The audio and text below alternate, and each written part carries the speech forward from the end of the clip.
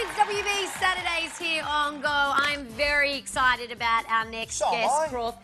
He is the author behind the My Life series. He's a very funny and very clever man indeed. Let's get him out here right now. Put your hands together for Tristan Bancks. Tristan! Hey! Hey, there he is. How are you? Welcome to Kids WB. First question for you, Tristan. Do you have a brother called Robin? Robin Bancks. Lauren! Bet it's not the first time you've heard that. River is my brother's name. Yeah. River Banks! Croft, what have you got? Nab. Nab Banks, yeah. Hey, Tristan, tell us about the My Life series. They're books of weird, funny short stories about things that happened to me when I was a kid, and then I exaggerate the stories, use my imagination to kind of supercharge them. And they're fun to write.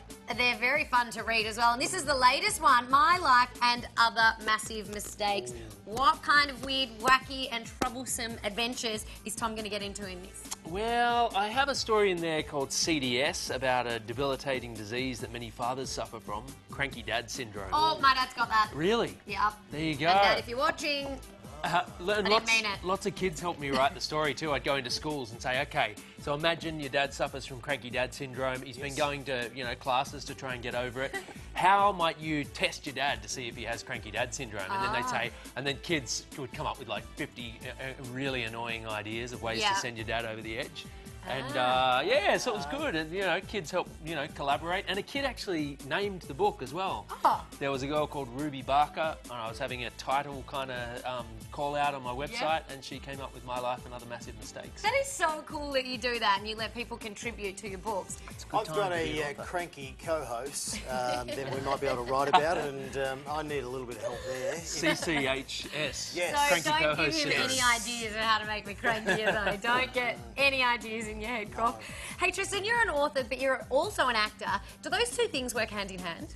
I started out as an actor, and so I think it helps you when you're coming up with characters and when you're brainstorming dialogue, and I guess I also like to try to make the writing process pretty active as well. I don't like to just sit there all day just doing these ones, because no, you don't look like the kind of guy who I want to make it as active as I can, and I think acting has helped with that. So with your ideas, and obviously you've got plenty of ideas and your mind doesn't stop even when you're sleeping, it's probably ticking along. Do you have like a little notepad and you just go, oh yeah, that's a good idea, and you just keep jotting down notes as you go? And I don't even necessarily read the notes again, I just like filling up the notepad. It's like a compulsion, it's a disease that I'm trying to work through, but But you write about a lot of things that have happened in your life, and like you said, you exaggerate them and turn them into stories. Do you think that's important for kids to do?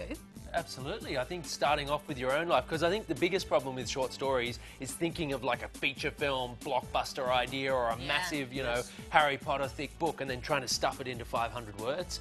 And I think you gotta think of a small story, something that comes from your own life, and then build from there. And not only do you have awesome books and the kids love them, but you also really encourage kids to get out and write themselves. You have a competition that you're heavily involved in. Yeah, and there's good prize money too. Awesome. So the idea is My Life money for kids? For writing? Big bucks. Yeah, I've got to pay for their pens and paper somehow, Croft. Okay. So 8 to 13 years old, and it's a 500-word funny short story. And the prize is $1,000 cash and $1,000 worth of books for the school. Cool. Wow. So it's the national writing competition. Yeah, My Life short story competition. And I'm really hoping, secretly, it's not part of the prize, but I'm secretly hoping to find a short story we can include in the next book. Oh, how cool is that? Get yourself involved. That is seriously awesome. Well, we absolutely love these books. And there's a lot of moments in the books where you kind of choose what would you rather, isn't there, Croft? Oh, there is, and I actually have some notes here. Do you? Yes, what would you rather do, which is out of the book. So you have a think about it, Lauren, and you tell me what you're thinking. But would you? Well, I think Tristan already knows what's going on. But take a bath filled with redback spiders, or would you take a shower with 17 redback belly black snakes?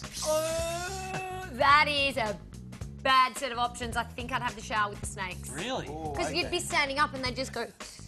Or if you're sitting in them, they'd be like... I think we'll move on, The spiders would definitely bite you, whereas the snakes, I think you can work with snakes. Yeah, I agree. Yeah.